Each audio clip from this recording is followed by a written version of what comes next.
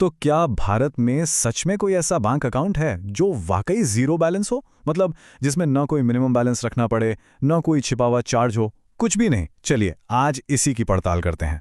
ये सवाल तो हम सबके दिमाग में घूमता है ना? बैंक बड़े बड़े विज्ञापनों में जीरो बैलेंस का दावा तो करते हैं, पर क्या ये सच है या सिर्फ एक मार्केटिंग की चाल है? आज पता लगाते हैं। और देखिए, यह सिर्फ हमारी और आपकी बात नहीं है। इंटरनेट पर लोग लगातार ऐसे ही अकाउंट्स की खोज में रहते हैं। जैसे ये रेडिट यूजर है, इनकी प्राथमिकता एकदम साफ है, कोई छिपा हुआ चार्ज नहीं चाहिए। मतलब साफ है कि लोग इस प्रॉब्लम से जूझ रहे हैं। ठीक है, तो अब मुद्दे पर आते हैं। यहां से चीजें काफी दिलचस्प होने वाली हैं। असल में ना, सारे जीरो बैलेंस अकाउंट एक जैसे नहीं होते, और इन्हें समझने के लिए हमें दो अलग अलग रास्तों को जानना होगा। तो सारा कंफ्यूजन इसी एक शब्द में है, जीरो बैलेंस। ये अब एक मार्केटिंग का शब्द बन चुका है, लेकिन हकीकत में लगभग सभी ऐसे अकाउंट्स दो सीक्रेट कैटेगरी में आते हैं, और इन दोनों के बीच का फर्क जानना पैसे बचाने के लिए बहुत जरूरी है। तो मिलते हैं पहली कैटेगरी से, BSBDA यानी basic savings bank deposit account. ये कोई मार्केटिंग का दिखावा नहीं है। ये RBI की तरफ से बनाया गया एक ऑफिशियल अकाउंट है, जिसका सिर्फ एक ही मकसद है, हर किसी तक बैंकिंग पहुंचाना। और क्योंकि इसके पीछे खुद RBI है, तो बैंक इसके नियमों से बंधे हुए हैं। इसका सीधा सा मतलब ये है कि ये सच में बिना किसी शर्त के एक जीरो बैलेंस अकाउंट है। तो ये रही पूरी कहानी एक ही स्लाइड में। एक तरफ है सुरक्षा और गारंटी वाला BSPDA अकाउंट, और दूसरी तरफ है फास्ट और मॉडर्न ऐप वाला डिजिटल अकाउंट। एक देता है मन की शांति, तो दूसरा कमाल की टेक्नोलॉजी। चुनाव थोड़ा मुश्किल है ना? अब जब हम नियम समझ गए हैं, तो चलिए कुछ सबसे पॉपुलर ऑप्शंस को आमने सामने रखते हैं। देखते हैं कि कौन क्या दे रहा है और क्या छिपा रहा है।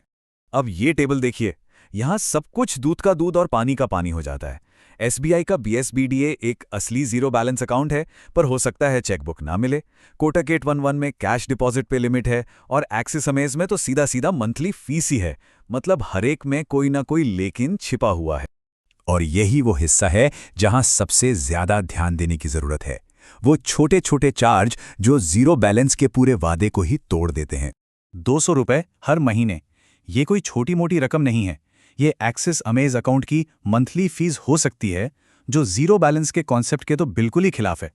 और लिस्ट यहीं खत्म नहीं होती। डेबिट कार्ड की सालाना फीस, SMS अलर्ट का चार्ज, IMPS ट्रांजैक्शन और कैश डिपॉजिट पर लगने वाले शुल्क, ये सब मिलकर एक फ्री अकाउंट को काफी महंगा बना सकते हैं। जैसा कि एक ऑनलाइन रिव्यू में साफ साफ कहा गया है, अगर सब्सक्रिप्शन मॉडल है तो वो एक सच्चा जीरो बैलेंस अकाउंट हो ही नहीं सकता। तो सबसे जरूरी बात यह है कि हमेशा छोटी छोटी शर्तों को ध्यान से पढ़ना चाहिए। अच्छा, मान लीजिए कि एक डिजिटल अकाउंट पसंद आ गया, तो अब एक और पड़ाव पार करना है, वीडियो KYC। चलिए देखते हैं कि इस प्रोसेस को कैसे एकदम आसान बनाया जा सकता है।